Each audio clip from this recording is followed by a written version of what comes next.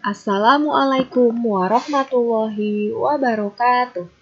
Halo Soleh and Soleha. Pada kesempatan ini, Ustazah akan membahas tentang materi kelas 4, sumber daya alam. Tahukah kamu apa sumber daya alam? Yuk, simak penjelasannya. Sumber daya alam terbagi ke dalam dua jenis. Yang pertama adalah berdasarkan sifat pemulihannya. Yang kedua, sumber daya alam dilihat dari sifat materinya. Dan yang terakhir, kita akan membahas tentang pemanfaatan dari sumber daya alam. Sumber daya alam atau yang disingkat SDA adalah segala sesuatu yang berasal dari alam yang dapat digunakan untuk memenuhi kebutuhan hidup manusia. Jadi, semua kebutuhan hidup manusia diperoleh dari alam. Berdasarkan sifat pemulihannya, sumber daya alam dibagi menjadi 3. Yang pertama, sumber daya alam kekal. Yang kedua, sumber daya alam dapat diperbarui. Dan yang ketiga, sumber daya alam tidak dapat diperbarui. Sumber daya alam kekal adalah sumber daya alam yang tidak akan habis karena selalu tersedia dan dapat digunakan sebanyak-banyaknya. Contohnya adalah cahaya matahari dan angin. Sinar matahari mengandung energi panas dan cahaya. Energi panas dan cahaya tidak akan pernah habis walaupun terus-menerus dimanfaatkan manusia.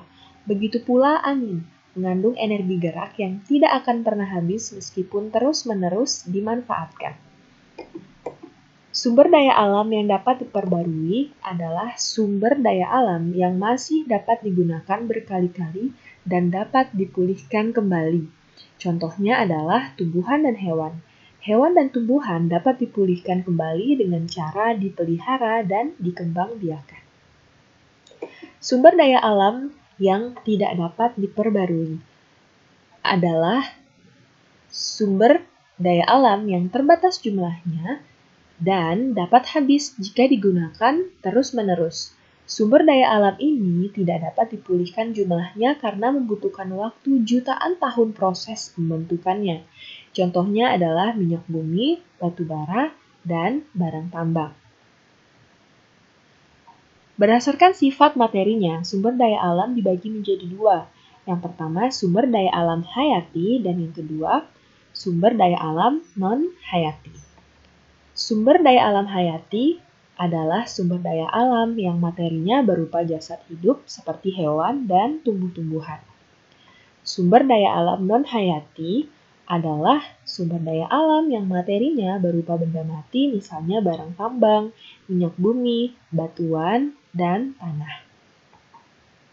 Setelah mengetahui jenis-jenis sumber daya alam yang dibagi menjadi 2, yang pertama sifat pemulihan yaitu sumber daya alam kekal, dapat diperbarui, tidak dapat diperbarui, serta menurut jenis sifat materinya yaitu hayati dan non-hayati.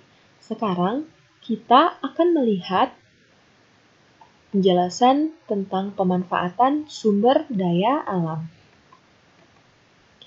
Pemanfaatan sumber daya alam dibagi menjadi 4. Bidang yang pertama, pertanian dan perkebunan.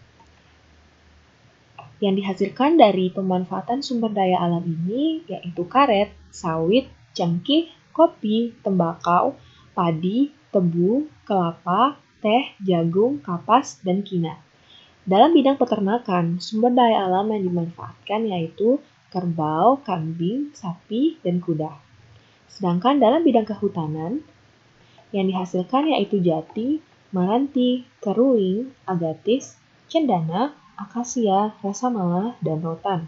Dan dalam bidang yang keempat, barang-barang tambang seperti emas, perak, gas alam, minyak bumi, granit, batu bara, semen, timah, bauksit, belerang, biji besi, intan, nikel, dan lain-lain.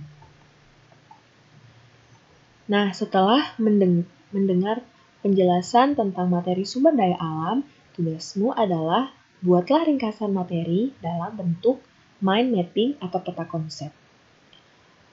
Sebelum kalian membuat mind mapping atau peta konsep, pastikan kita semua memahami apa itu pengertian dari mind mapping. Mind mapping adalah sebuah cara untuk mengelola informasi secara keseluruhan melalui pemetaan peta pikiran berbentuk percabangan yang dituangkan dalam media tulis baik kertas maupun digital. Berikut adalah contoh dari mind mapping.